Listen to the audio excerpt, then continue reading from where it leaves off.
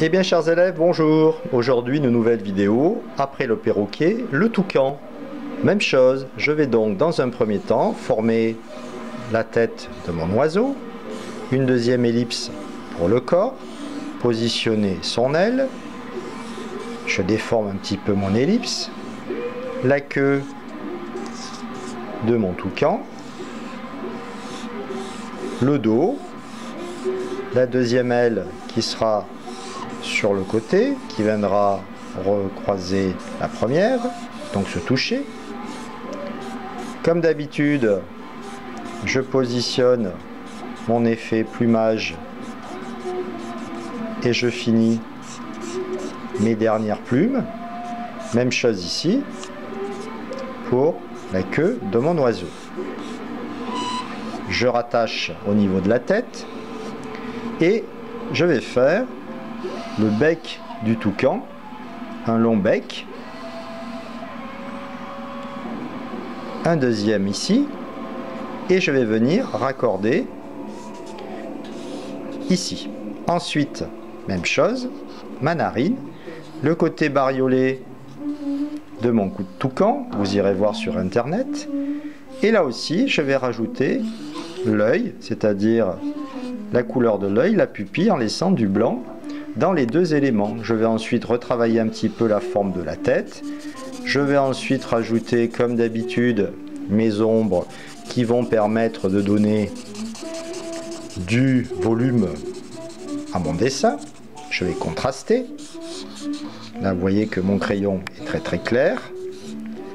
Il vous suffira, vous, d'appuyer ou de prendre un crayon 2B par rapport à un crayon HB. Je travaille mon oiseau, je vais le positionner sur une branche, comme d'habitude, un cylindre, et puis la patte de l'autre côté, mes éléments, je raccorde un deuxième doigt, un troisième s'il faut, je ne suis pas spécialiste du toucan, quelques nœuds dans le bois, je fais mon effet bois, par exemple, voilà mon toucan. C'est une branche, il est dans la forêt, puisqu'il vit dans la forêt tropicale.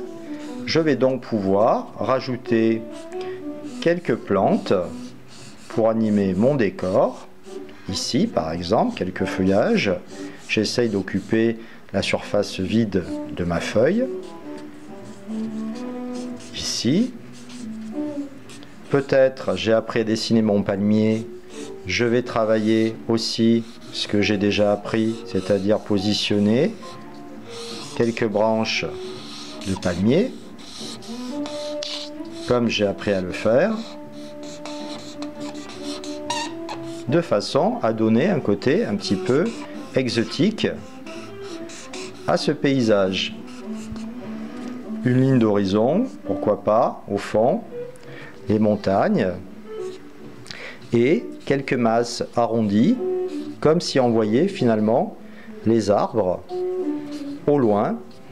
Il me suffira ensuite de griser en faisant un effet dégradé, plus sombre devant, plus clair au fond, sans travailler ou sans passer sur les feuilles que j'ai dessinées au premier plan. Par exemple ici. Pour avoir le côté profondeur, j'appuierai un tout petit peu plus pour faire ressortir la masse des arbres, la canopée. Même chose ici pour les montagnes, l'horizon. Et je finis par ajouter à nouveau quelques éléments, la branche verticale ici du tronc de l'arbre, par exemple, pour terminer. Voilà. Ensuite, un peu d'ombrage aussi sur mes feuilles. Je retravaille.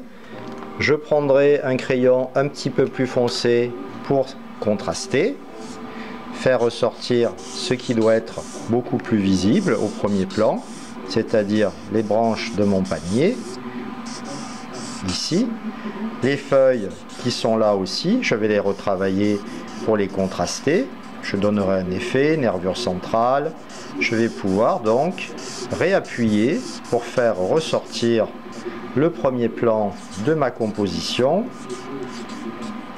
recerner certains éléments de l'oiseau, le bas des plumes, retravailler certains éléments de façon à avoir ce contraste, puisque ce qui est important, c'est l'oiseau, ce n'est pas le paysage à l'arrière, donc il faut qu'il apparaisse au premier plan. Et bien voilà, j'ai fini de placer mon oiseau dans son décor. À vous de jouer, amusez-vous bien, bonne journée.